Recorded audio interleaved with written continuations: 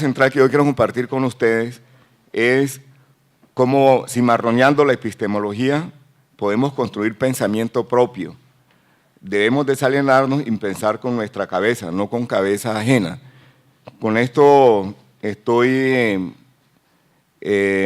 dándole vuelta al pensamiento de Franz Omar Fanon, quien en su condición de médico psiquiatra y su experiencia profesional en París, en Lyon y posteriormente en Argelia, termina por crear una nueva rama de la psiquiatría que es la etnopsiquiatría. Fanon se dedica a estudiar los problemas que creó la colonización, la trata y el racismo, que son los problemas que estamos viviendo los afros en particular. En el mundo indígena suceden otro tipo de cosas que no son de mi incumbencia en este momento. Y voy el bastón principal que llevo es el de Fanon y el segundo, cómo venimos construyendo las rupturas epistemológicas, y en esa medida es necesario hablar del pionero, el maestro Manuel Zapata Olivella. El problema de la alienación que tenemos los afros, que no pensamos como nosotros mismos, sino como Occidente nos los ha impuesto, Fanon lo definió como enajenación o alienación. Es decir, nosotros pensamos con cabeza ajena y no con nuestros propios raciocinios. Eso se debe a que Occidente impuso una sola manera de ver el mundo, una única manera de acceder al conocimiento. Y para ello ha tenido tres métodos fundamentales. La lógica formal, que todos conocemos, que no vale la pena abordarla. Luego se toma la lógica dialéctica con sus 6 leyes fundamentales, la de la contradicción, la del movimiento y la última que formuló León Trotsky, la del desarrollo desigual y combinado. Posteriormente está en avance la poliléctica, que es un tipo de raciocinio en construcción, donde su máximo desarrollo va en el cálculo de probabilidades, particularmente en el análisis multivariado. En Europa, con el prurito del pensamiento científico, todo otro pensamiento lo invalidó. Y hoy día vemos alienaciones como esta, las que le dan a uno en bachillerato, en primaria, y uno consigue en Quibdó un abogado que murió muy prestante. Todos sus hijos tenían nombres de personajes griegos, y el señor hablaba con una gran propiedad de Grecia, de Roma, del Mediterráneo, pero no hablaba con la misma propiedad de ninguna otra parte del mundo. Él era un griego africano. Ese tipo de alienaciones nos lleva, a él le trajo muchos problemas en el ejercicio de su profesión de abogado como juez, porque él pensaba de manera exegética, era un kantiano absoluto. Parece que habiendo estudiado en la Libre con masones, nada de eso le tocó a él, y parecía que hubiera estudiado en la Universidad Externado de Bogotá, donde la interpretación de la ley es exegética. Él no entendía su propia cultura y no permitía que entrara en confrontación con el concepto del derecho burgués. Muy rápidamente, cómo Europa impuso esta hegemonía. Con los viajes de Marco Polo, Europa entra en contacto moderno con el Asia. Entonces, Marco Polo accede al conocimiento de la pólvora, que fundamentalmente para los chinos era para juegos pirotécnicos, aunque posteriormente se descubrió que estaban a tiro de inventarse con la pólvora el primer fusil. El otro elemento fue la brújula, que permitió que el ser humano se desplegara en condiciones más fáciles que seguir únicamente la ruta de las estrellas. Y luego otra creación china, como es la imprenta, permitieron dejar en otras formas de lenguaje escrito los conocimientos que se iban adquiriendo. Esto permitió que Europa saliera de su continente y se abrogara los saberes de otros pueblos, prácticas que ya tenía, y que en el caso con los afros venía, los árabes toman el pensamiento africano, particularmente el egipcio, y le agregan la palabra al, que es el, traducido al español. Entonces, una de las ramas de la matemática utilizadas por los egipcios era la algebra, entonces los árabes le ponen al y queda algebra, en español álgebra. Y los conocimientos de esos grandes matemáticos los árabes los ponen como suyos y hasta hoy figuran así. Entonces solamente personajes muy extraños por allá como Hipatía, que aparece registrada en el álgebra de Waldorf, que los que tenemos más de 40 estudiamos con ella. Aparece en las primeras ediciones, aparecía como una mujer de piel oscura y paulatinamente la han ido poniendo más blanca, como el general Nieto, el único presidente afrocolombiano que ha habido. Y ya se hizo famosa porque inventó la resolución de las ecuaciones de segundo grado. Entonces, el ir expoliando en todos los pueblos los conocimientos que adquiría, como la vela, frente a la vela latina o triangular, que no es latina, es una vela del Mediterráneo, descubren en el África la vela cuadrada que permite navegar en zigzag. Con todo esto equipamiento y con su poder bélico, su tradición bélica, Europa invade tanto al Asia como al África y posteriormente América. Entonces, nacen diversos tipos de colonialismo.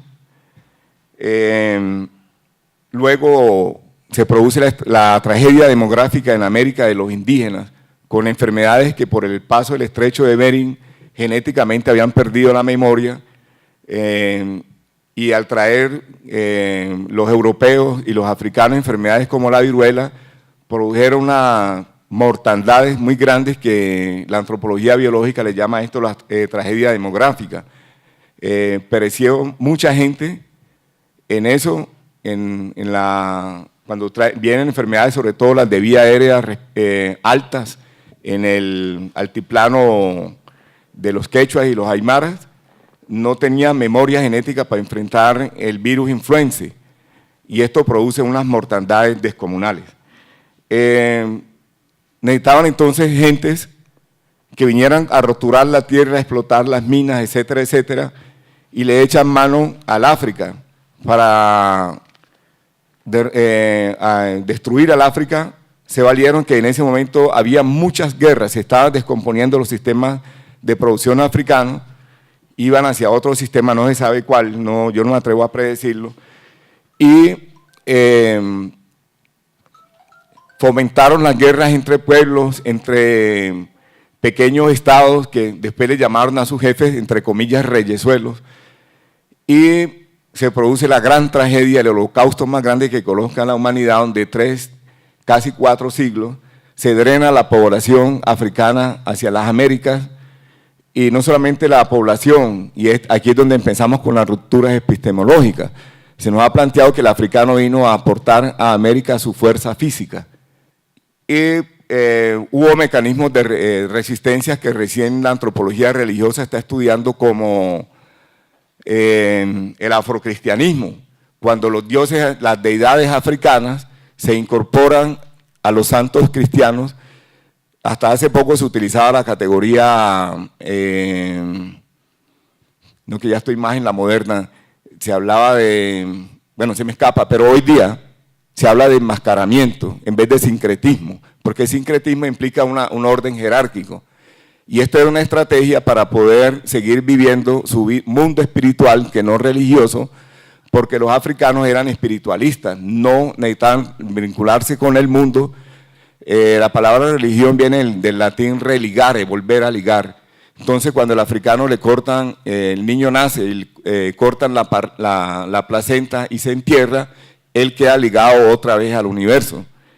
Entonces, no se liga al universo únicamente por vía racional, sino con unas prácticas conocidas como la ombligada, en el cual el médico o la persona mayor de la familia la entierra en un árbol y previamente le echan oro para que el muchacho sea rico, le echan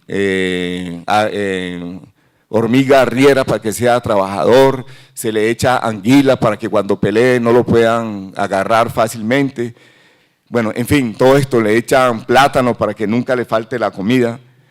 Esta práctica está esparcida por toda Afroamérica. Fue y sigue siendo hoy altamente perseguida por la curia. Hoy el poder deculturador más fuerte que el de la curia romana lo tienen los neocristianos, que antes les decíamos protestantes.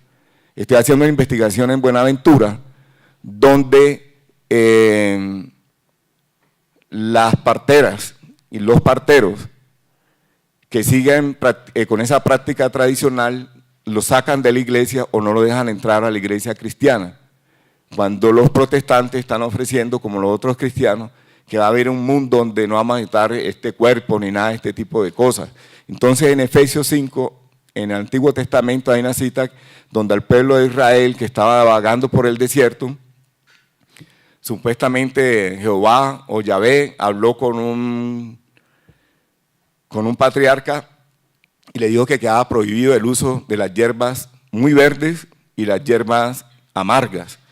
Entonces todos saben que en la preparación de la mujer para el parto, con estas hierbas le aflojan la cadera, se afloja la sínfisis pubiana para que el canal de parto se amplíe.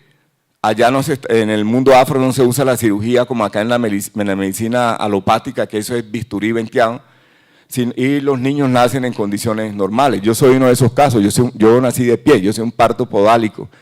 A mi mamá no tuvieron que hacerle cesárea. Entonces, basados en ese artículo de la Biblia, están erosionando, hablo de la aventura rural, están erosionando una práctica que en esos pueblos donde un médico alopático va cada 3 meses, donde no hay seguimiento del círculo del embarazo de la mujer, ponen en riesgo a la parturienta y a la descendencia. Esta es una violencia que no tiene nombre. Jurídicamente debe haberse algún procedimiento, un pastor de esto, que haga esto con una mujer nuestra y ella muera o su hijo, debe ser procesado penalmente, ese es un homicidio. Pero la cosa no es tan simple y tan misionerismo. Detrás de esto se mueve todo un proyecto político, porque también, según esa concepción, Dios inventó la música para que el hombre le cantara exclusivamente a él. Entonces ahora la marimba, los cununos, su música, el currulao, el boom de la juga, etcétera, deben acabarse porque la música es únicamente para cantarle a Dios. Ustedes vieron el Puma, acabó su carrera de baladista por dedicarse a cantar cristianismo. Los salseros perdimos a Ricardo Rey y Bobby Cruz, ya su producción no fue la misma, su inspiración no fue la misma cuando se pasaron a hacer proselitismo desde la música. El eurocentrismo el colonizado empieza a ser mentalmente colonizado, es decir, a pensar con cabeza ajena y a estigmatizar su propia cultura, a avergonzarse de sí mismo. Esto es lo que más adelante vamos a ver como el endorracismo. Entonces, son nativos por fuera, son afros de piel, pero europeos de mente. Es el pensamiento de Frank Fanon, que desarrolló unas enfermedades, y un francés, Roger Bastide, en el Brasil desarrolla otras.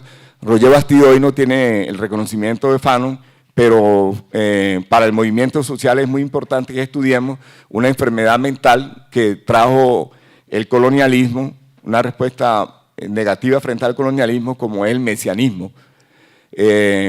Caricaturizándolo con el Chapulín Colorado, son gente que creen que tienen la película clara para dónde debe ir el pueblo, entonces síganme los buenos.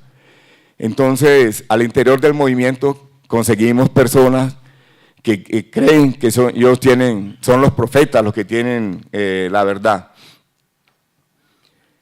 Con los indígenas pasó otro tanto. Cuando en la lengua quechua, tegua quiere decir sabio, al español pasó como empírico, chapucero, todo lo peor. Cuando estaba en bachillerato, a los profesores que no eran licenciados les llamaban teguas. Luego, a los que accedieron a estudios más avanzados, le aplicaron ya no solamente el cristianismo, sino el kantianismo y otras corrientes de pensamiento europeo en deterioro de la diversidad del pensamiento, en deterioro de unos saberes que eran más antiguos que las culturas europeas. Y los que accedimos a la educación superior, desde el bachillerato, venimos marcados por el positivismo como única fuente de verdad. Y hoy día que el positivismo está tan cuestionado y tan relativizado, ha surgido el neopositivismo, porque abordarlo se me iría mucho tiempo más. Y esto se implantó, al lado de eso surgen las llamadas ciencias puras, las ciencias exactas, la lingüística, como la matemática de las ciencias humanas y sociales. Entonces, nos crearon cosas en las matemáticas que casi las deificaron, como que, por ejemplo, la matemática era el raciocinio pura, era una ciencia exacta, pero el que ha vivido, sea por caso, 333 entre 3, sabe que esa es una división que nunca va a acabar. Cuando estudiamos en trigonometría, que vemos la constante de pi, nos damos que el 3, 14, 16 es un número interminable en términos de los fraccionarios. Así vemos que en la física las cosas, por tomados en la dialéctica, lo frío y lo caliente para contrastarlo, entre lo frío y lo caliente están todos los otros estados térmicos. Además hay anomalías, como la presenta del agua. El agua cuando se enfría y llega a 4 grados tiene otras condiciones físico-químicas. Entonces, al lado de eso, Europa dice que la única historia válida es la de ellos, que el mundo nace en Grecia, el mundo intelectual se multiplica en Roma, invisibiliza la historia de los otros pueblos bajo la argucia de que los pueblos que no tenían escritura no tenían historia. O sea, la historia humana, según esa versión eurocentrista, empieza cuando nace el lenguaje escrito. Entonces, estos pueblos avasallados terminan estudiando los filósofos griegos.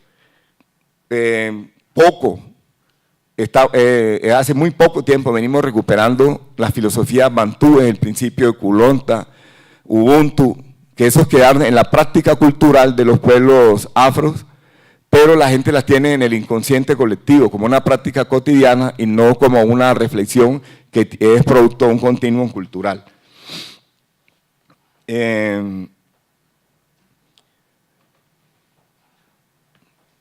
Esto produce un filósofo ciego en nosotros mismos, como hablé del abogado que mencioné antes. Nosotros mismos, los alienados, no podemos entender cómo hay otro tipo de raciocinios. Únicamente es el europeo. Vale decir, la lógica formal, la dialéctica y los que están súper avanzados en matemáticas, en la poliléctica. Entonces, cuando hablo de pensar con cabeza ajena, es porque estamos pensando únicamente por el método que se nos dijo que eran válidos. Esto empobrece al ser humano. La creatividad humana tiene múltiples posibilidades y centrarnos en un solo método, como son los que validaron los europeos, empobrece al ser humano. Entonces, la enfermedad es tal que yo no valido los métodos de mi cultura, sino los métodos europeos. Las culturas de los continentes, las culturas continentales de los pueblos que están acá son reemplazadas por las europeas y la filosofía, como ya dije, por el cartesianismo, el positivismo, y han construido en nosotros un personaje que no es auténtico del europeo o en el mejor de los casos es un remedio de él. La descolonización del pensamiento o la recuperación del mismo. Tenemos que recuperar todos estos saberes africanos y ponerlos a la par y en confrontación de igual a mejor con los pensamientos europeos. Ello implica romper los paradigmas eurocentrados en su pretensión absoluta y universalista, lo que supone recuperarnos a nosotros para nosotros mismos. La etnoeducación es un formidable instrumento que es un serrucho que tenemos trabado. A la afroeducación no puede avanzar en la medida que no haya investigación, en la medida en que no haya experimentación, pero eso supone que los maestros nuestros tienen que tener una fuerte formación en la educación africana y en la afroamericana. Entonces, llevamos 20 años en esto y es un instrumento que no está funcionando en debida forma y resalto los grandes esfuerzos que se vienen realizando. Entonces, unas aplicaciones concretas, las rupturas epistemológicas de las ciencias sociales y humanas, en este caso, el paradigma europeo eurocentrado nos definió como esclavo. La propuesta es transformarlo en esclavizado. Excepto un caso de hambruna que hubo en el mundo bantú, prefirieron los africanos venir esclavizados acá, a América, a sobrevivir. Pero eso no fue un fenómeno nuestro, eso sucedió en Escocia y sucedió en Irlanda y se llaman indenture servant. Una persona a la cual la obligan a trabajar no puede ser esclavo, es un esclavizado. Porque, por ejemplo, si yo me vuelvo alcohólico, fue una decisión mía. Pero una persona que lo obligan a trabajar no es su decisión. Y hubo 1000 formas de resistencia a esto que no las vamos a hablar. El manejo del tiempo, la destrucción de las herramientas, trabajar despacio, las fugas, el cambio de amo, en fin, sería muy largo hablar de eso. Si no hubo esclavos, no hubo esclavitud. Lo que hubo fue esclavización. No se trata de sutilezas del lenguaje, se trata de contenidos epistémicos que van en contravía con los europeos. Luego nos convencieron los europeos que la humanidad pasó por la esclavitud como un hecho normal, avanzó en el feudalismo y vamos en el capitalismo. El sistema que proponen algunos marxistas como el comunismo primitivo, hasta cuando la arqueología no avance suficientemente, se tendrá como una propuesta contingencial, puede ser o no ser. Y el socialismo que se ha tratado de implantar, ya sabemos los fenómenos que ha causado. Entonces, en bachillerato nos enseñan eso, en la universidad, y nosotros estamos convencidos, o nos convencen, que esa es la ruta que siguió toda la humanidad. Eso no es verdad. Hasta Marx cayó en ello, hasta cuando se enteró que los asiáticos producían de otros modos, y los americanos también. Hizo estos 2 ensayos que no alcanzó a terminar, sobre el modo de producción asiático y el modo de producción americano. La muerte lo sorprende y no logra estudiar los sistemas africanos. Entonces, eso es tarea de los africanos que están en el continente, como nosotros, estudiar los sistemas acá en América y sus sobrevivencias, como la mano cambiada, de los indígenas como la minga, en fin, muchas estrategias porque frente a la ausencia de dinero, papel, moneda. Y quiero terminar haciendo un breve comentario sobre los mecanismos de dominación mental. Los psicológicos en la enajenación, que para mí el enajenado es un esquizoide, una persona que vive en un mundo real, pero en su mente está que él vive en otro mundo que está en la mente de él, no en los hechos. Esa es la ideología racista que crea el prejuicio racial que tienen los europeos desde sus proyectos de hegemonía, la segregación racial cuando a partir de la escala colorida, la escala pigmentocrática de los europeos en todo el continente nos va separando a partir de ciertas biotipologías, las cuales las unifican para el caso afro en uno solo y surge la figura del negro, que es uno de los tantos biotipos bantúes. Y a esa persona se le endilgan las peores calidades, es bruto, es torpe, no entiende, no tiene historia, no tiene cultura, y solamente sirve para el baile y para los deportes. La historia ha venido demostrando otras cosas, tenemos que seguir avanzando en eso. La segregación da lugar a la discriminación racial. Discrimina a quien tiene poder para discriminar. Yo tengo una empresa y digo, aquí no trabajan afros. Eso es poder, tengo poder para hacerlo. Yo tengo una casa y digo, no le alquilo mi casa a afros. Pero el que no tiene este poder simplemente es un prejuiciado potencialmente racista. Creo que podemos obviar lo de las formas extremas como el apartheid, que también existió en Colombia, en mi pueblo Quibdó existió el apartheid, en Andagoya, en todos los pueblos mineros, en pleno siglo XX, cuando llega la compañía minera Chocó Pacífico, aquí en Antioquia, en Porce, en todos estos pueblos donde estuvieron los gringos con su explotación de los metales preciosos.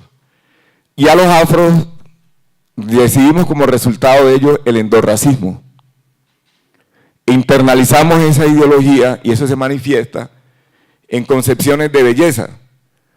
Yo estudié en la escuela, en el colegio claretiano de Quibdó, y el dueño de ese colegio era el monseñor Pedro Grau Arola, un español, que cada vez que podía iba desde el kinder hasta quinto de primaria a decirnos: cásense con paisas, que aunque no son blancas, se lo parecen y habían mejorando la raza. Un niño de 5 años, eso le queda marcado por toda la vida.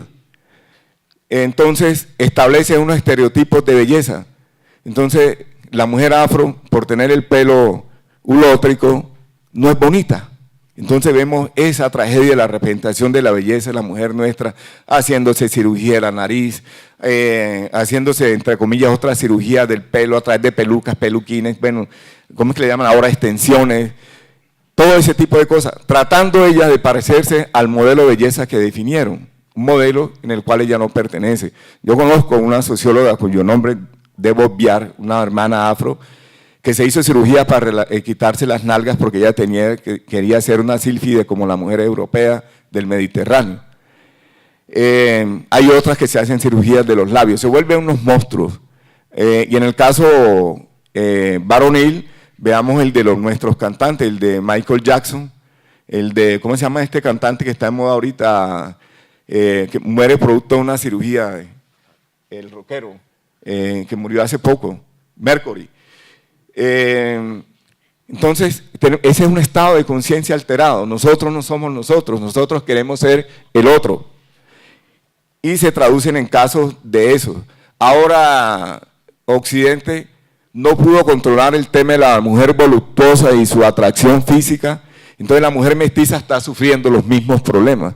Van a esos centros estéticos de pobres y por ponerse nalgas de malas calidades, que vienen esos teflones, cuando esas bolsas se rompen, producen cáncer.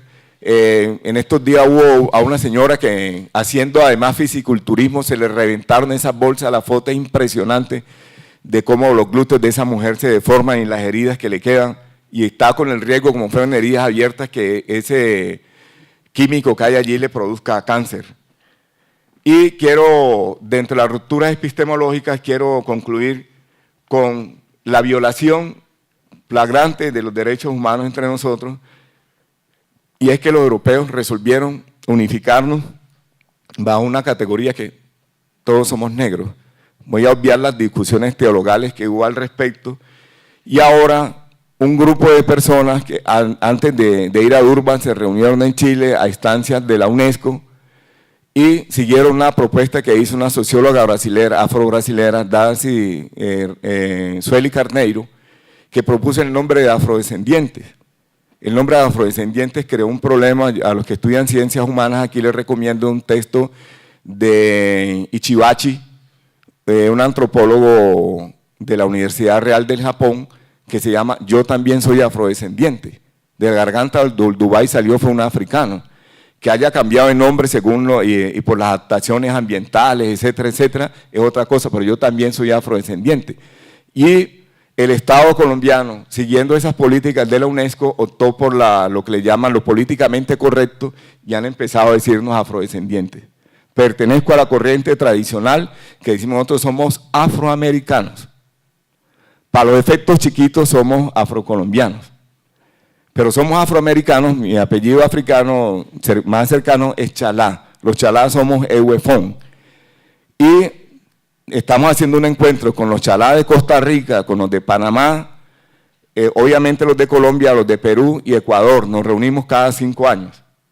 Por cierto, un antropólogo Chalá acaba de salir representante, en el Ecuador tiene otro nombre, representante provincial en estas elecciones que acaban de salir. Entonces, afrodescendiente es como cuando se decía que género era el estudio de la mujer. Además, ese es un nombre que no fue consensuado y se ha popularizado a partir de la institucionalidad. Caemos en trampas del lenguaje, hay movimientos, y me perdona y podemos discutirlo por fuera, de una parte del movimiento afro que se autodenomina proceso de comunidades negras. Proceso implica mucha gente. Comunidades es una categoría que hoy día está deleznada, es muy difícil eso. Y negras repitiendo el nombre colonial. Hay algunas personas que tratan de resemantizar 50 años después o 60 cuando los Estados Unidos los que trataron de resemantizar la palabra black fueron derrotados porque estaban luchando contra 500 años de historia, contra la más media y terminaron llamarse afroamericanos, pero es que resulta ser que el nombre de ellos es afroestadounidense, porque los americanos somos los de todo el continente. Y otra peste que nos ha caído, además del cristianismo, es la programación neurolingüística. Ahora uno encuentra y que con una cosa que se difundió en los Estados Unidos, uno le pregunta a un hermano afro, ¿cómo estás? Bien y mejorando. ¿Cómo estás? Excelentemente, y no tiene para el desayuno. Pero entonces creen que la palabra tiene un poder que va a cambiar, esa palabra parece que fuera capaz de derrotar al capitalismo o poner lo que reparta la riqueza otra vez. Y uno va a los pueblos y hay gente absolutamente convencida de estas cosas.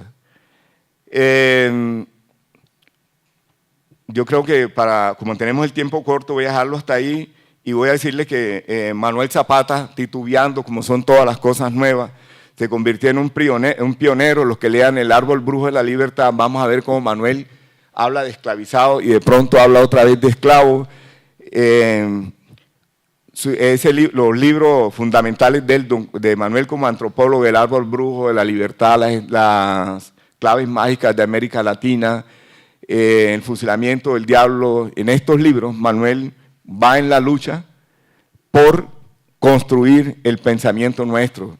Los que venimos atrás de Manuel seguimos avanzando en la construcción de nuevas categorías. Manuel, su formación de antropólogo la hizo de manera autodidáctica, entonces Manuel repetía categorías europeizadas como tribus, descendientes puros y mestizos, hablaba de esclavitud por ahí, y en el mismo libro, en El árbol brujo, hacia el final, Manuel va rompiendo con toda esta teoría. Sin embargo, cae a hablar de ciertos grupos afros que decir que eran belicosos por naturaleza. Pero Manuel hace una ruptura epistemológica que vamos a encontrar, por ejemplo, en El árbol brujo de la libertad, en la página 73. Explica cómo se fue tejiendo la invisibilidad entre nosotros. Esta categoría de invisibilidad la inventó Ralph Ellison en El hombre invisible, un novelista estadounidense, y acá en Colombia la popularizaron Jaime Arocha y Nina Friedman. Es cuando nosotros estamos y no estamos. Pambelé, cuando derrotaba a todos los rivales, era el mejor del mundo, era el champion, el campeón colombiano, hasta el día que se puso en alarde de patriotismo, un palenquero, un descendiente de cimarrones, se puso una pantaloneta con los colores de la bandera colombiana. La Academia de Historia de Cartagena sacaron una cosa repudiando que Pambelé se pusiera la pantaloneta en el culo, la bandera colombiana en el culo. Y así escribió Lemaitre una cosa horrible contra Pambelé, ese negro hirsuto, que no sé qué, en fin, porque ha puesto un símbolo patrio en la pantaloneta de boxeador. Manuel todavía cae en la categoría razas. Todos sabemos que razas humanas no hay, la única raza es el Homo sapiens sapiens. Cae en ese error, pero él luego va transformando todo esto. Nos explica la narrativa, cómo se cambia la narrativa de la historia. Ya habla de esclavización en la página 133, denuncia el eurocentrismo en la misma página, va rebatiendo el eurocentrismo demográfico, que trata de decir que apenas vinieron 10 millones de africanos a construir América y el capitalismo. Sale de la categoría sincretismo y empieza a utilizar la transculturación en la página 222, en la página 149, y finalmente levanta bandera contra la voz negro. Yo dejo hasta ahí, he corrido porque El evento ha empezado un poco tarde y aquí son bastante estrictos con el manejo del tiempo. Muchas gracias y luego que acabe mi hermano, lo importante es que hagamos un diálogo con ustedes. Muchas gracias.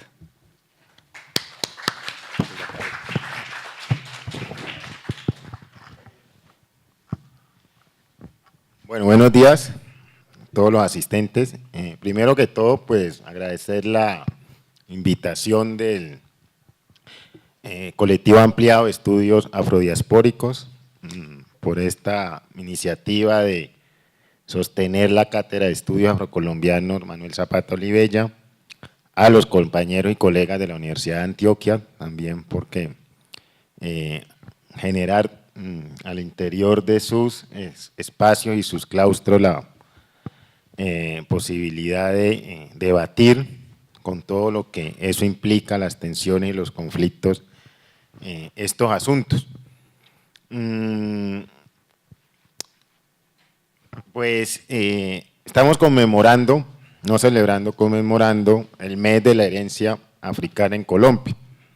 Seguramente para los chicos, los jóvenes que están aquí presentes en el día de hoy, pues es muy importante entender por qué en una región como Antioquia o en un país como Colombia, las comunidades, organizaciones, colectivos, docentes, militantes, investigadores, tenemos este mes como parte de las luchas emblemáticas por hacer visible toda la historia y la memoria de las poblaciones afrocolombianas, afroamericanas, al desarrollo de las naciones, de las universidades, ¿cierto? Esto tiene que ver con la forma de lucha y resistencia que muchas poblaciones han venido desarrollando desde largos siglos por alcanzar un lugar que dignifique su presencia pasada, pero sobre todo su presencia en el tiempo contemporáneo, en este presente.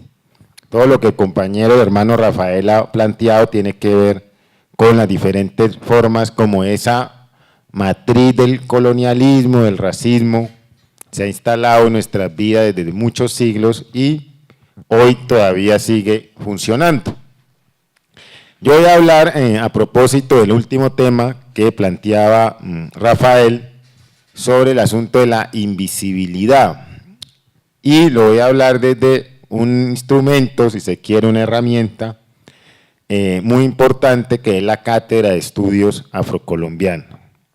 Seguramente para los más jóvenes todavía es muy poco lo que se conoce, se sabe de la cátedra. Pues la cátedra es una herramienta que se debería implementar en las escuelas, en el sistema educativo en general, como uno de los medios para combatir el fenómeno de la invisibilidad. ¿Cierto?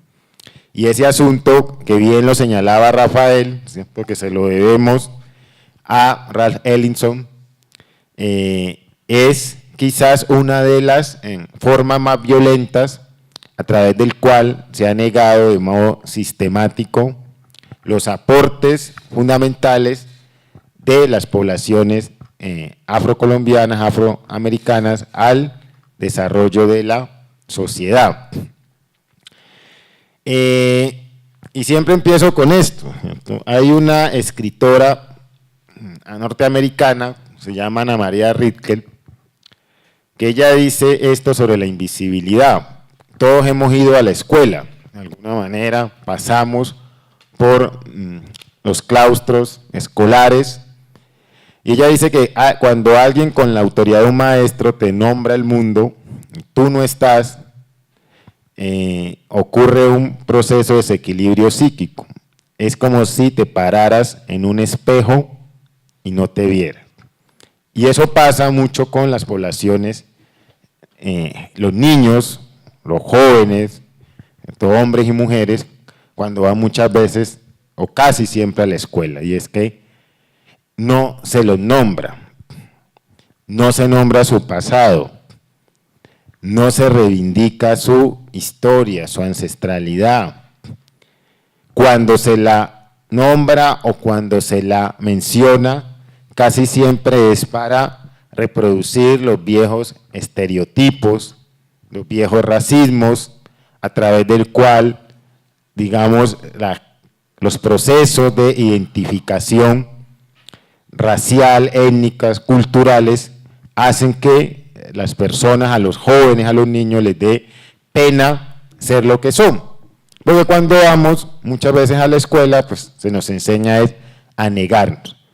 Y negarnos tiene que ver con hechos concretos, cuando se ridiculiza, cuando se hacen chistes, ¿sí? Cuando tu pasado no es un pasado que se mencione de forma digna y gloriosa, y eso tiene repercusiones en el presente.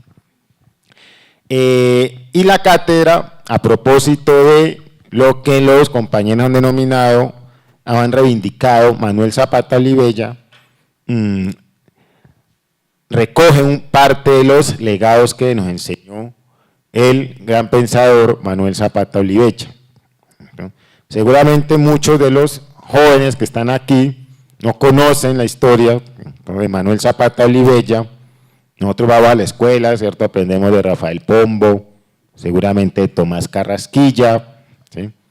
Que es importante, obviamente, saber quiénes son sus aportes, pero muy poco o casi nada se enseña de escritores afrocolombianos, indígenas, que también han aportado a desarrollo intelectual, no solamente de Colombia, sino de la humanidad.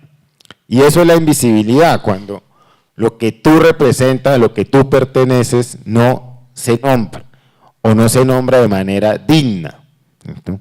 Y eso tiene unos efectos importantísimos en la manera como nos relacionamos con las otras personas, en la manera como empezamos a elaborar y a construir imágenes, representaciones, ideas sobre lo que son los seres humanos y sus diferencias culturales. Zapata Olivella es parte de ese legado intelectual que el país no conoce todavía, que Colombia todavía no ha reconocido ni ha valorado en su justa dimensión, a pesar de sus múltiples reconocimientos a nivel internacional.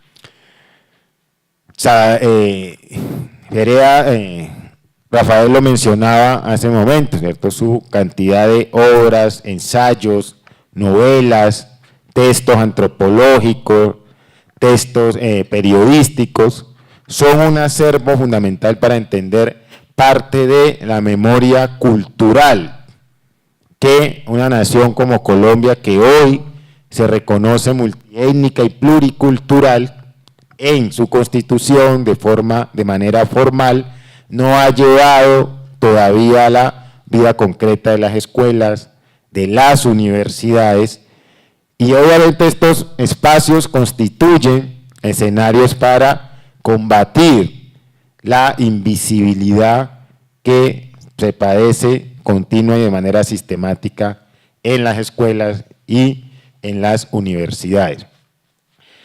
Zapata Olivella, en 1977, en un congreso que se realizó en la ciudad de Cali, planteó ya la necesidad de que las instituciones educativas enseñaran lo que él llamaba en ese entonces la cultura negra.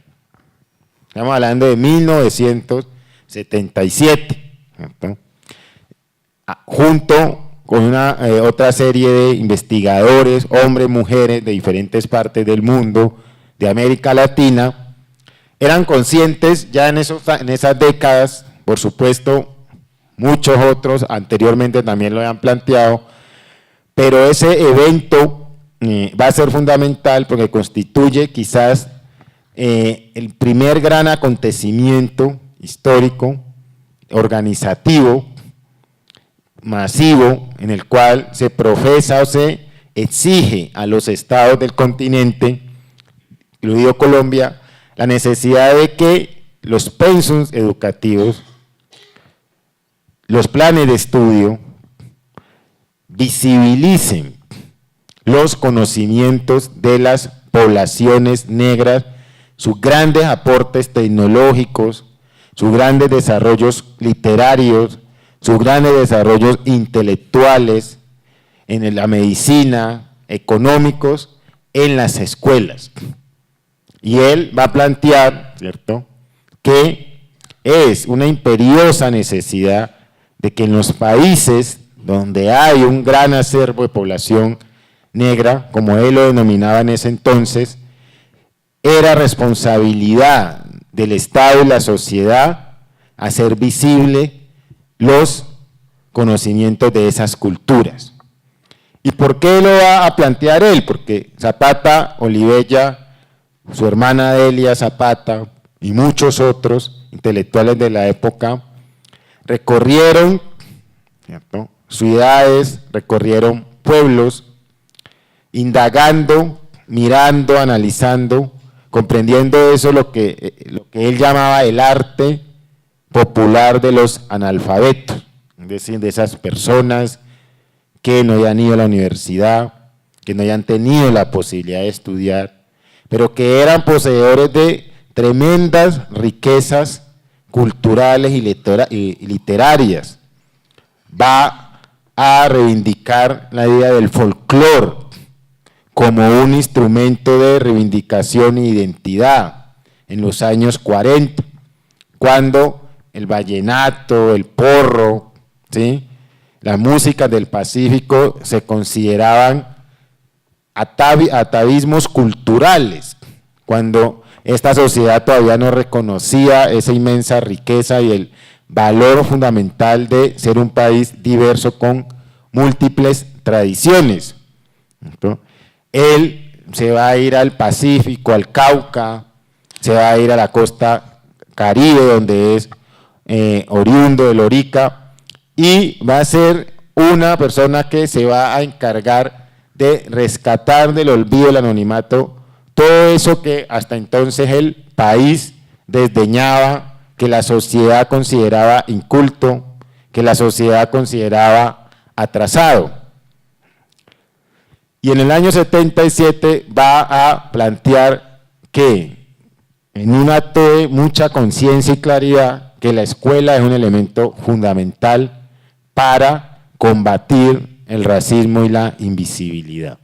Y cuando está hablando de la escuela no se refería simplemente a la escuelita de Doña Rita, ni se refería a la escuela como un sistema, ¿sí?, donde el conocimiento, ciertos conocimientos se legitiman, se validan en detrimento de otras formas de conocimiento. Esas otras formas de conocimiento fundamentalmente tienen que ver con las memorias y la historia de las poblaciones afrocolombianas. No sabemos de los escritores, no sabemos de los científicos, no sabemos de las artistas, sabemos quizás un poco de las músicas, porque hoy eso en cierta manera ha encontrado cierto valor, cierto reconocimiento, pero fundamentalmente de otras maneras de producción de saber, de conocimiento que han sido vitales para el desarrollo político, intelectual y cultural de este país, es muy poco lo que sabemos.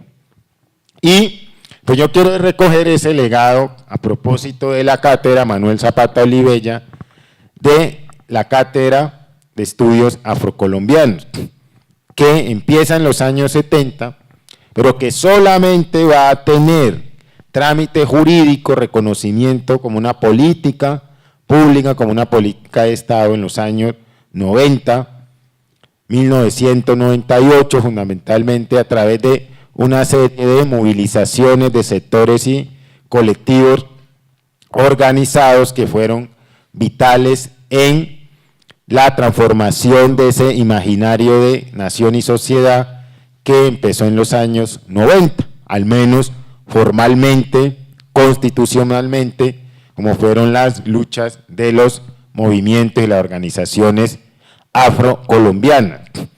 Ellos, en cierta manera, van a retomar en los años 90 parte de ese legado y tiene que ver con hacer visible un instrumento, una herramienta a través del cual se pueda proyectar, se pueda hablar de forma tranquila de lo importante que ha sido las poblaciones negras, las poblaciones afrocolombianas, como parte de lo que somos, como parte de una nación que se proclama diversa, que reconoce la diversidad lingüística, la diversidad cultural, pero que efectivamente en su vida cotidiana y en su vida concreta sigue siendo una sociedad que discrimina, que es intolerante, ¿sí?, que no valora en su justa dimensión lo que es el legado afrocolombiano.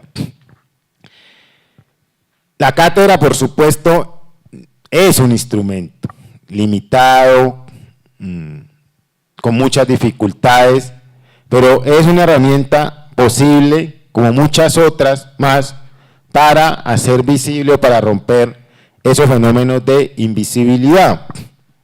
Y una de las formas, de las tantas maneras posibles, como venimos trabajando, la cátedra tiene que ver con hacer visible las trayectorias intelectuales afrocolombianas.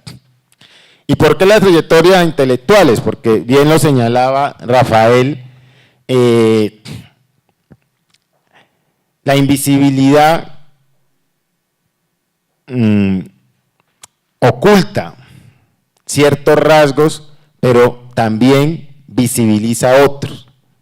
Y visibiliza casi siempre los asuntos que están relacionados con el folclore, ¿cierto?, con los bailes, con los deportes, con ciertas visiones que rayan en los estereotipos.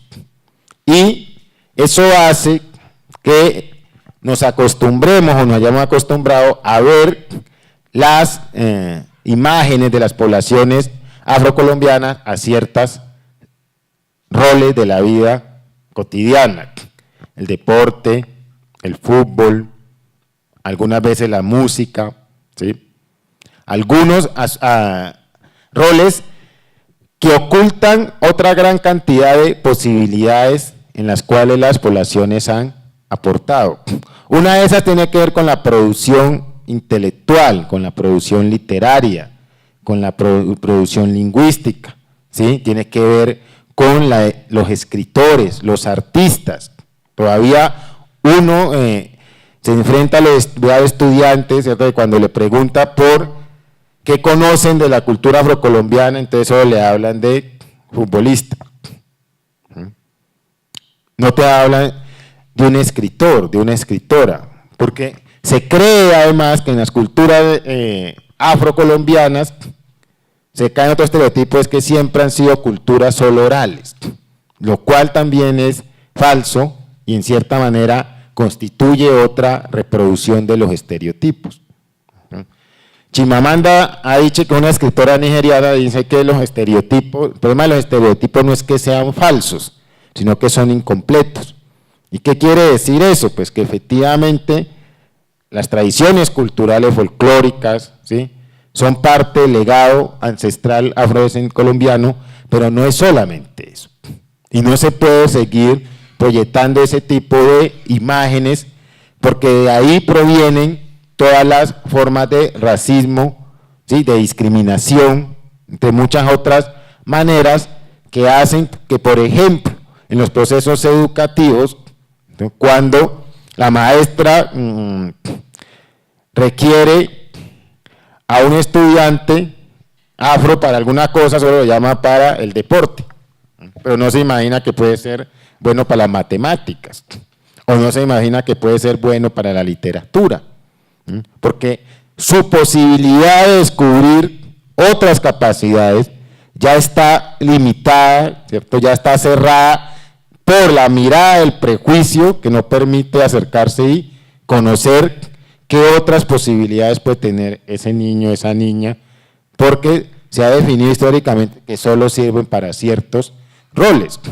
Yo que soy maestro, enseño maestros, pues tengo que evidenciar y experimentar constantemente ese tipo de situaciones, porque eso es lo que se vive cotidianamente en la escuela.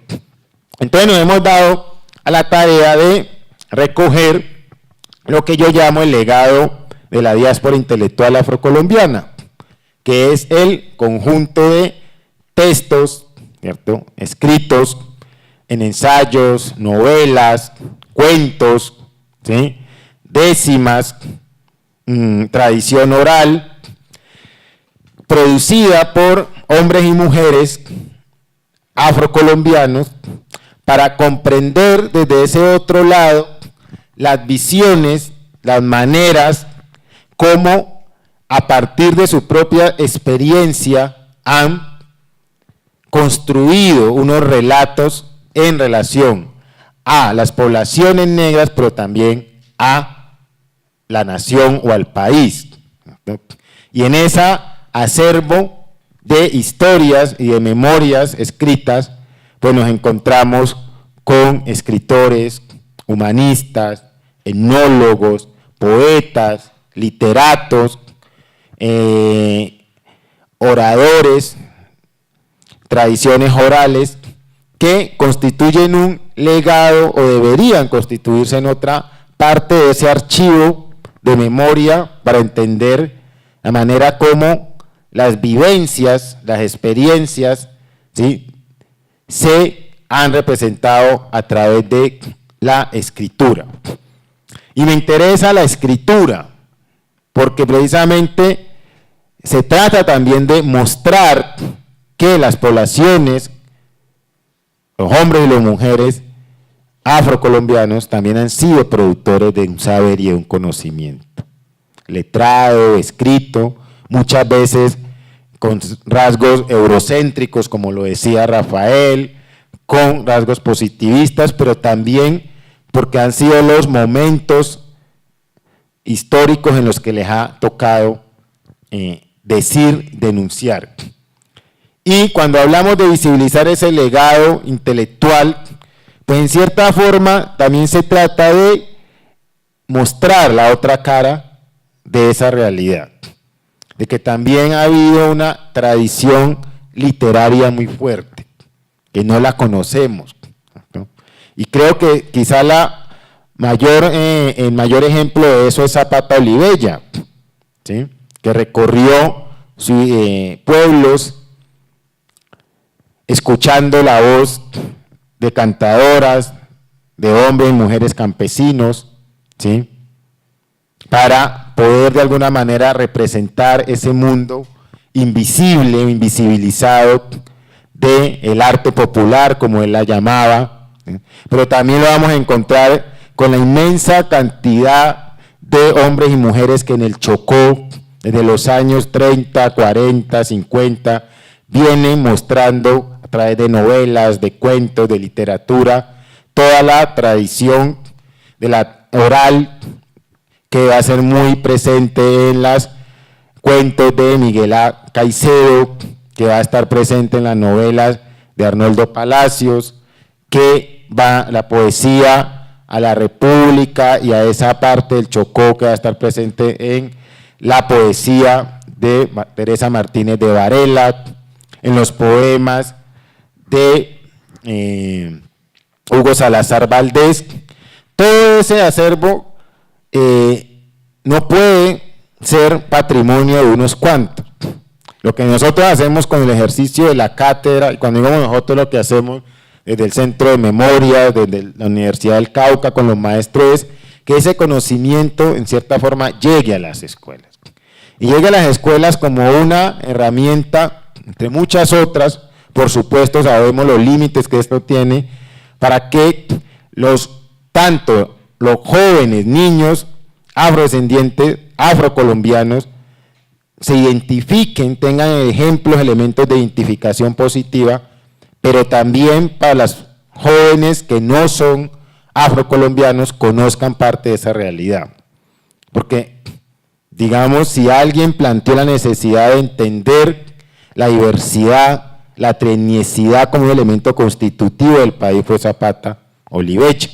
¿Cierto? Si alguien enseñó la importante misión de hacer que la sociedad en general, no solamente la población afro, entendiera, comprendiera, valorara de forma positiva esa triple raíz que nos constituye como un país, fue Zapata Olivecha, pero también fue Hugo Salazar Valdés, cuando hablaba de la patria convocaba y de la necesidad de que en este país se reconociera la existencia de regiones olvidadas y discriminadas.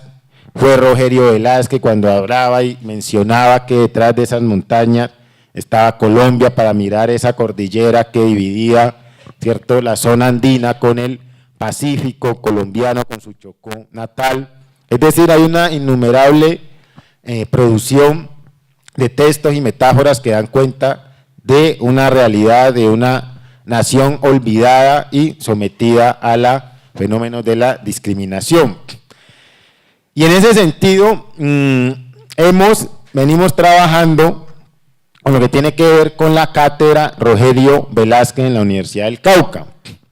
La cátedra tiene además otro propósito y es hacer visible a hombres y mujeres que han sido importantes y que han dejado un legado de diferentes ramas y diferentes ámbitos para el desarrollo cultural del país.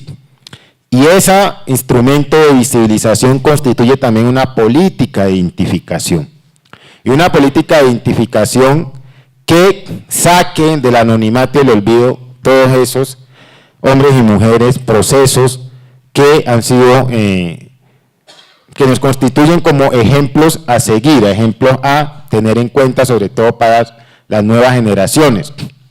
¿Por qué Rogerio Velázquez? Rogerio Velázquez fue el primer etnólogo profesional, con título profesional de etnólogo en los años 40, que se fue a estudiar por allá, veniendo de su Chocó natal, a la Universidad del Cauca, cuando en ese entonces se llamaba, existía como Instituto Etnológico del Cauca, y va a ser el de los pioneros en el estudio de las culturas del Pacífico.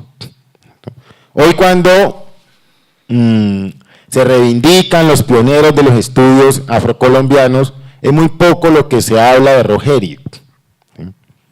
De hecho, en estos días un profesor de la universidad me decía, en una asociación de una tesis, me decía, es que Rogerio describía las comunidades del Pacífico como si fuera un ruso.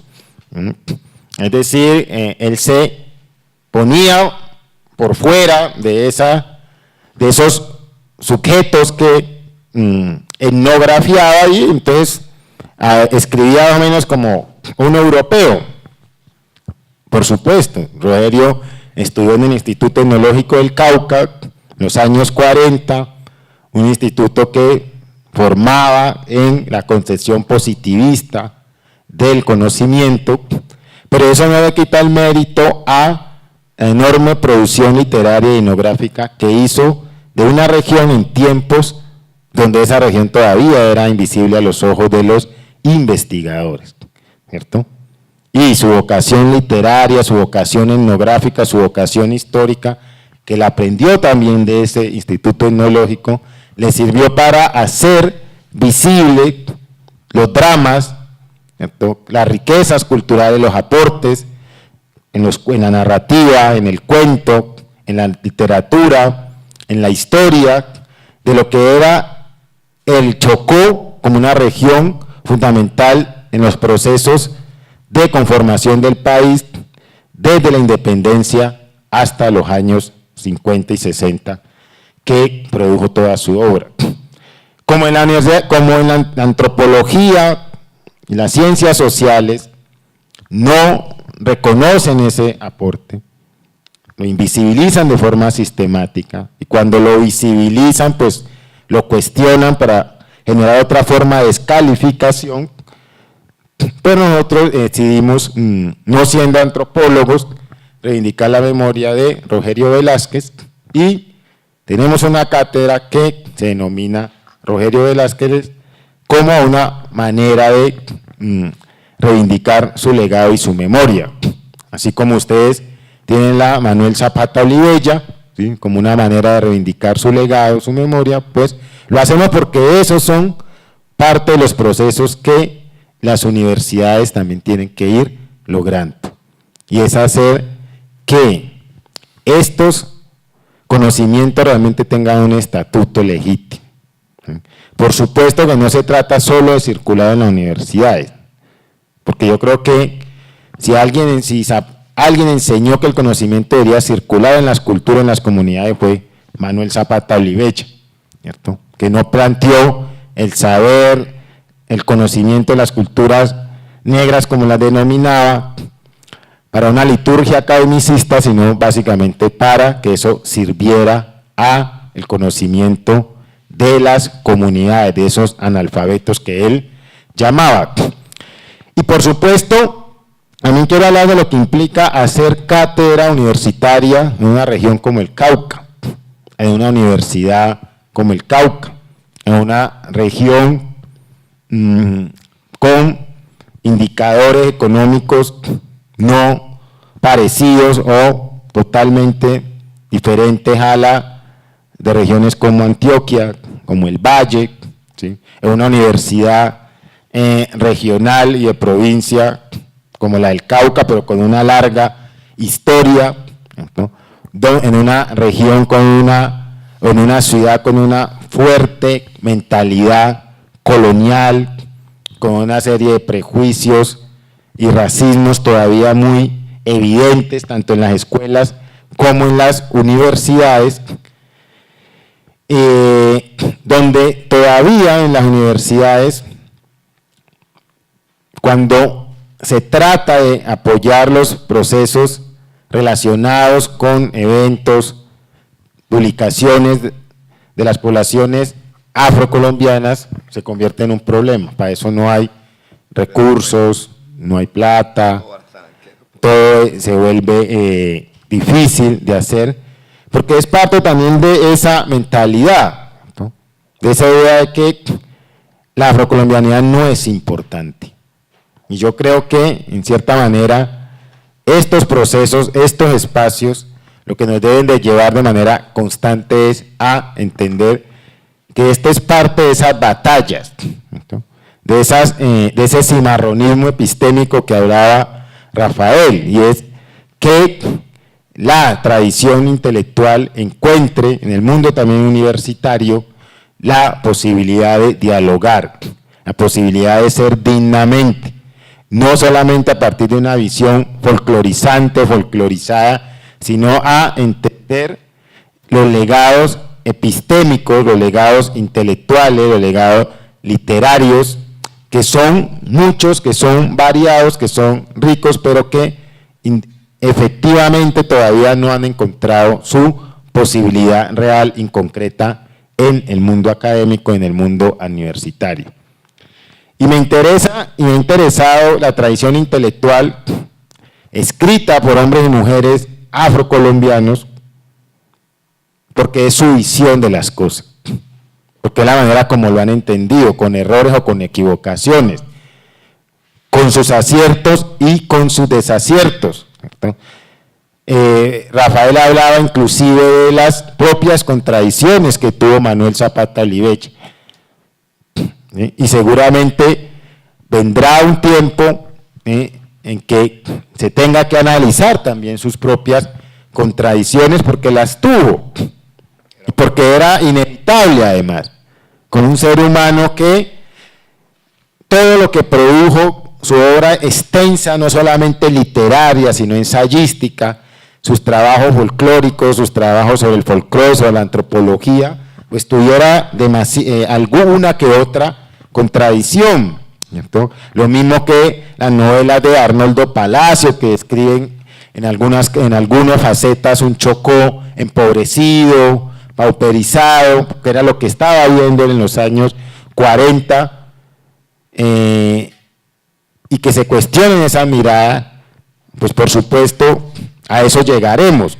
O a veces la visión negrista que está en las poesías de Jorge Artel, excesiva en darle simplemente viabilidad a través de los poemas al tema de los tambores, de la música, todo eso que está ahí en ese acervo cultural es fundamental, pero también llegará un momento en que sus propias tensiones sean visibles. Por ahora estamos en la fase de hacer visible lo que no se ha visibilizado, lo que se ha negado, ¿cierto? Y me parece que entonces toda esta tradición, ¿cierto?, de novelas, de cuentos, de literatura, creo que debería ser una responsabilidad moral de los docentes, del sistema educativo, del sistema universitario, y por supuesto hay que reconocer gente casi que de forma solitaria o los grupos que lo hacen, porque no es fácil introducir esto en un sistema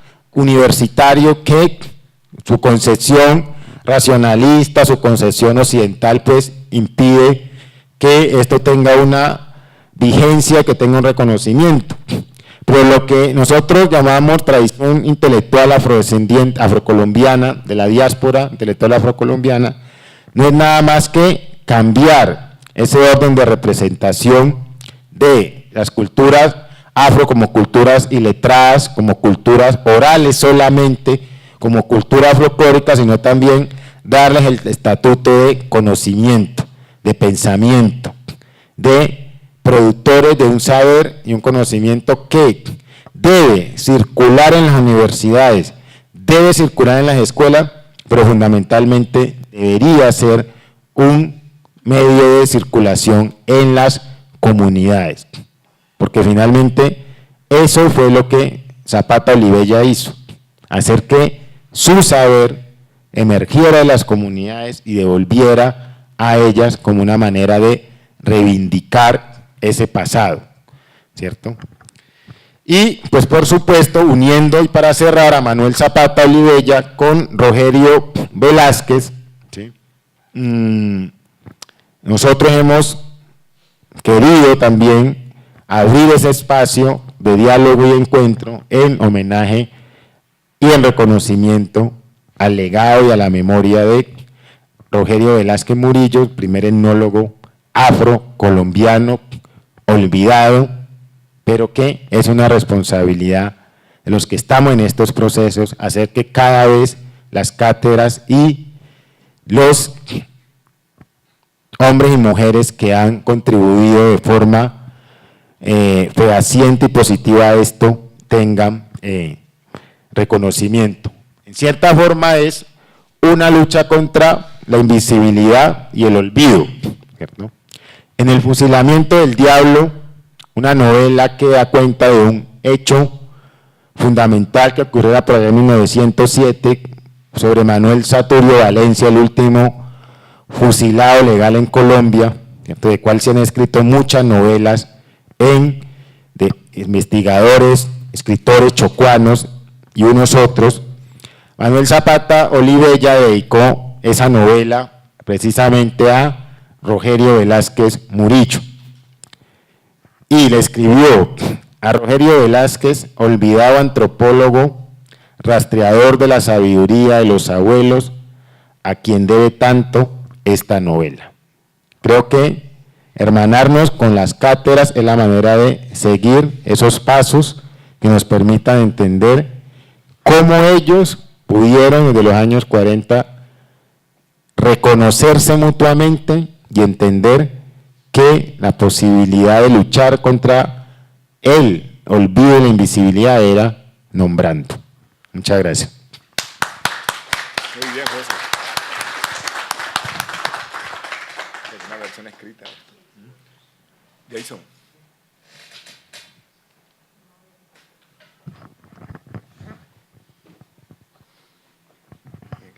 Bien, agradecemos la presentación de los maestros Rafael Peña Chalá y José Antonio Caicedo Ortiz y abrimos un espacio para las preguntas, comentarios que deseemos realizar.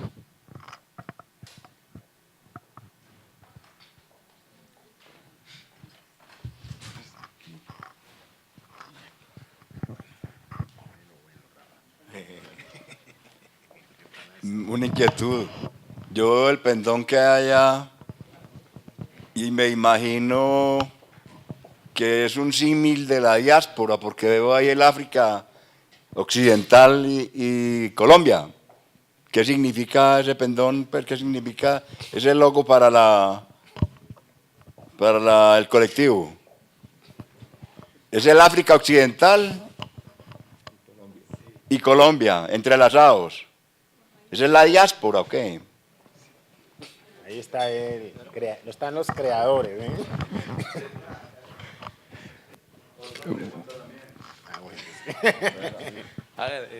El fenómeno de la invisibilidad en esta situación no se deberá que de las etnias que vinieron del África, que Antioquia vinieron 37 etnias del África Occidental, no se deberá que la etnia más avanzada eran los mandingas. Yo no sé si ellos tenían un sistema rudimentario de alfabeto o de escritura. Entonces, creo que la invisibilización se debe a que ellos no deben haber tenido un sistema de escritura. O sea, todo era oral. Y lo único que quedó fueron los saberes. Y eso es lo que conocemos más, los saberes. Y eso es lo que es folclórico y lo que es de farándula y lo que es de todo. Entonces, parte de la invisibilidad es, creo yo, no sé, por ignorancia, si no tenían alfabeto, no tenían escritura, no tenían nada.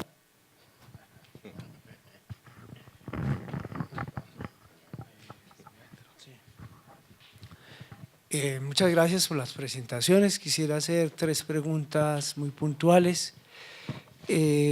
Para el caso de Manuel Zapata Olivella, en su época tenía un gran conocimiento de la intelectualidad africana contemporánea. ¿Qué pasa hoy en día con el intelectual afro? ¿Por qué desconoce tanto la intelectualidad africana contemporánea? La segunda cuestión, hablamos de la intelectualidad afrodiaspórica, entendiendo de algún modo que hubo un desplazamiento de saberes de África hacia otros continentes. En la historia de la intelectualidad afrodiaspórica hay una corriente inversa que me parece profundamente significativa, y es la migración de saberes afroamericanos hacia África, y que constituyó precisamente un capítulo de la toma de conciencia política, filosófica y literaria de los pueblos africanos. Podemos referir nombres que llegaron a África como M. Cesaire, por supuesto, Frantz Fanon, pero tenemos incluso una segunda generación de esa diáspora afroamericana hacia África con Edouard Glissant, Patrice Chamoiseau, Rafael Confiant y otra serie de intelectuales afroamericanos, el mismo Zapata Olivella, el mismo Abdías do Nascimento. Es decir, tenemos una gran intelectualidad afroamericana que influyó poderosamente en el siglo XX de los países africanos. Y una pregunta referida a Rogerio Velázquez. Me parece que los estudios de Rogerio Velázquez no solamente son pioneros de los estudios etnográficos, sino que además son pioneros en la comprensión de las formas poéticas de la tradición oral, combinada con las formas de la tradición oral africana que se transformaron en las lenguas occidentales. Y en esa medida los estudios de Rogerio permiten incluso adelantarse a la comprensión de lo que es la poesía afroamericana escrita en lengua francesa, en lengua inglesa, en lengua portuguesa, en lengua holandesa. Entonces, creo que no solamente deberíamos ver a ese gran pionero como alguien que hizo estudios regionales, sino que además nos permitiría entender las dinámicas culturales que siguieron otros pueblos afroamericanos. Piénsese, por ejemplo, en la tradición poética de la lengua criol en San Andrés y Providencia, en el escritor Christopher Livingston, que todavía recurre a esas formas métricas que estudió Rogerio Velázquez, y él escribe en lengua criol y en lengua inglesa. Ahí dejo mis preguntas. Gracias. Bueno, buenos días. Mi nombre es Dilma Mosquera. Soy docente licenciada en Artes Plásticas de la UDA, pero este año me ofrecí a dar la cátedra de estudios afrocolombianos en la institución donde trabajo, pero no tengo un conocimiento académico para dar la cátedra. Lo estoy haciendo por el amor que siento y la misma preocupación del saber desde las aulas, que vemos mucho desconocimiento de la identidad, especialmente pues aquí en Medellín, y me ofrecí a dar la cátedra desde lo que sé y lo que amo hacer, que es estar en el aula con mis estudiantes. Pero la preocupación es cómo en una institución que no sabía que existía la cátedra, o bueno, que no la habían tenido nunca, que es el primer año, ¿cómo sería ese proceso desde toda la sexto a 11, el proceso de enseñarle a los chicos escalonadamente la cátedra en general? O sea, tengo ahí como un poco de confusión, porque lo que estoy haciendo ahora es contarles a todos lo que es la diáspora desde sexto a 11, para que todos tengan un conocimiento amplio de todo. Pero, ¿cómo sería escalonadamente la cátedra para todos los niveles y que puedan entender y comprender lo que queremos, la intención que tenemos como docentes y como institución? Bueno, hay muchas preguntas, esto implicaría una charla muy larga. Compañera, vamos a hablar del tema de educación muy rápidamente y por fuera la ponemos al día de cosas que están ocurriendo en este momento. Estamos trabajando para hacer otro gran congreso en educación, y a usted como maestra en Bellas Artes le sugiero que se haga un libro, la interpretación de las Bellas Artes en el África, ¿no? Eso, podemos clonarlo, podemos ver cómo hacemos para entregarle ese texto, que es una referencia muy importante, ¿no?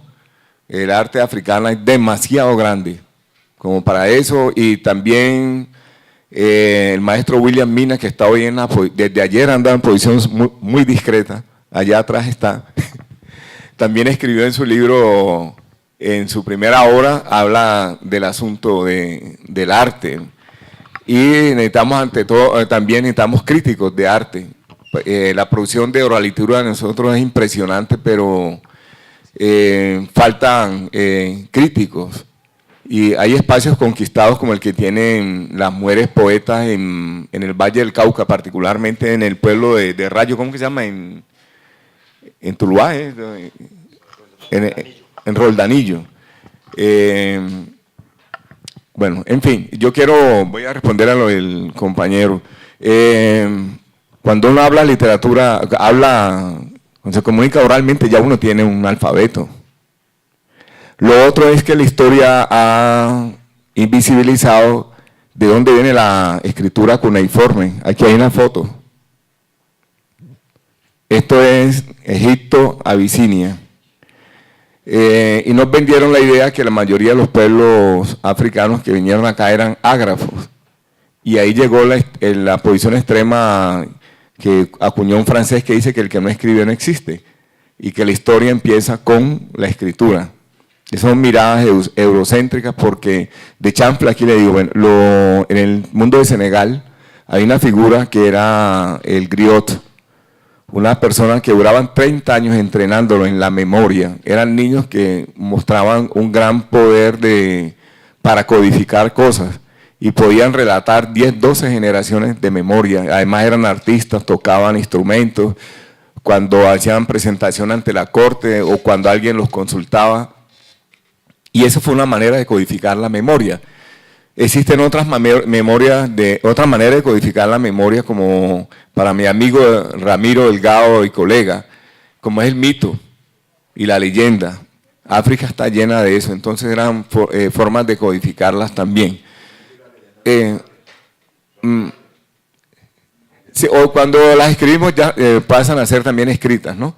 Sobre los mandingos, evidentemente ellos tenían un alto desarrollo, pero fueron muy estigmatizados, porque los que vienen acá a Colombia vienen transculturados en el Islam, y como no aceptaban la esclavización, hasta hoy uno oye en los pueblos decir que mandinga es el diablo. O también para maldecir a alguien le dicen mandinga sea. Entonces, como el objetivo de la trata era desconocer nuestra condición de personas y convertirnos en negros, los mandingos sufrieron esa mirada ambigua, porque por otro lado eran muy cotizados para ciertos trabajos, por el desarrollo que ellos habían alcanzado. Hubo formas perversas, como en los Estados Unidos, que por el biotipo los volvieron luchadores profesionales a muerte. Hay una novela Mandingo y hay una película donde el protagonista es el boxeador que le rompió la mandíbula a Lee, Ken Norton. Entonces, la selección de los africanos acá era una cosa muy ambigua, pero en general se trataba de absorber los saberes que ellos tenían, ¿no? Manuel desinvisibiliza el tema de la psicoafectividad. Mucho antes que Manuel, Jorge Sachs, que está cumpliendo 150 años, cuenta que él se hizo amante de la literatura por Nay, su nombre africano, y Feliciana, que le pusieron como esclavizada acá. La sensibilidad de la mujer embarazada, cantándole a su hijo en el vientre, bailándole, etcétera, etcétera, es lo que traduce en esa gran expresión corporal que tenemos hoy por hoy. O sea, la trata y la esclavización son fenómenos, son muy complejos, todavía no hemos ido a fondo en ellos. Pero ocurren cosas, por ejemplo, Antioquia en un momento determinado, la mayor parte de su población fue afro, pero sin embargo, después de los santanderianos son el paradigma de la blancura en Colombia, del europeo, y extrapolan pueblos que se ubicaron en el oriente antioqueño como el paradigma de lo blanco, ¿no? De lo europeo, de los vascos y no sé qué. Y aquí en el oriente, al lado de esos campesinos que llegaron sin tierra, la mayoría de la minería en Río Negro, etcétera, era hecha por africanos. La literatura de Carrasquilla es abundante, mostrarnos datos sobre eso. Supongo que los estudiantes de historia, ahora motivados con el tema afro, van a producir investigaciones más específicas. Hay una muchacha que está excavando en los lados de Santa Fe de Antioquia, haciendas para hallar evidencias materiales de la presencia africana en la región. Pero en fin, su pregunta es muy vasta y yo le doy esta pincelada. ¿Cuál fue la otra pregunta? Bueno, sobre la cátedra, yo le digo a la compañera que no se desespere, que estamos trabajando en eso. Al momento, el Estado colombiano, como siempre, aprueba la ley, tal que sé yo, pero después la plata no aparece. A los que estamos dedicados a la investigación nos toca hacerla dentro del tiempo que nos permite la academia. Para hacer mi trabajo, las improntas africanas en los españoles de América, yo recorrí, excepto Paraguay, Bolivia y Salvador, de mi dinero. El único país donde tuvo un apoyo real y efectivo fue en República Dominicana por el doctor Ortiz, el director del Instituto de Investigaciones Folclóricas de República Dominicana. Yo estuve 15 días allá y él me dio $1000. Me puso un chofer, me puso un carro y un antropólogo que fuera mi homólogo. Entonces yo recorrí la isla, hasta tengo notas del criollo que se habla en la península de Samaná. Pero en las otras partes yo era en la red de amigos y de parientes. Estuve en San Lorenzo, donde unos parientes chalá. Estuve en Esmeraldas, donde otros parientes. Volví a Esmeraldas por una invitación de Jonathan Sánchez, y que es antropólogo de la Nacional también. Estuve en Quito por una invitación de él. Igual, en todos los países utilizando la red, que es análoga a la que escribió Peter Wade de los chocuanos aquí en Medellín, ¿no? Y ese mismo esquema vale para Cartagena, vale para cualquier parte. Nosotros funcionamos con redes. Y por eso, de los textos que Manuel no alcanzó a escribir, está el repudio que él sentía por las formas de la guerra que tratan de romper el tejido social de nosotros. El tejido social es el que nos permitió sobrevivir en la noche horrenda de la esclavización. Con respecto a las preguntas del compañero, las relaciones África-América han tenido altos, han tenido bajos. La generación de Manuel estuvo muy relacionada con los africanos. La de nosotros, particularmente la mía, es con los africanos que están de profesores en la Nacional, otros en la Javeriana. Y ahorita hay este evento de Senegal. Sebastián Lefebvre, un francés hermano de nosotros, lleva un año diciéndome que para que vaya al evento. Yo tengo todo para ir, menos la plata. Entonces ese evento va a ser trascendental, me lo voy a perder porque ¿cómo? Tengo unas prioridades acá para resolver.